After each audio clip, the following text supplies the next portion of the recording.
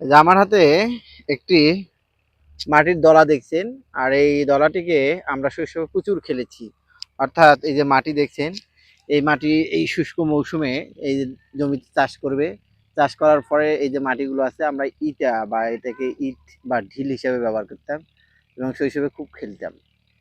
একজন কে পারতো কত দূরে নিয়ে যেতে পারে সেটাকে আবার সুন্দর করে এই ইটের যে দলাটি থাকে এটাকে আমরা সুন্দর করে চারপাশে ঘর্ষণ করে গোলাকৃতি করতাম। গোলাকৃতি করার পরে এটাকে সুন্দর করে আমরা ঢিল দেওয়ার জন্য প্রস্তুত করতাম। আর এই হারানো শৈশবগুলো আমাদের বয়সী যারা আছে তাদের কাছে এখন শুধু স্মৃতি মনে হবে, কিন্তু যারা গ্রামগঞ্জে থাকে সোদা মাটির সঙ্গে যারা মিশে থাকে তাদের কাছে কিন্তু এটার অনুভূতি একই রকমই থেকে যায়।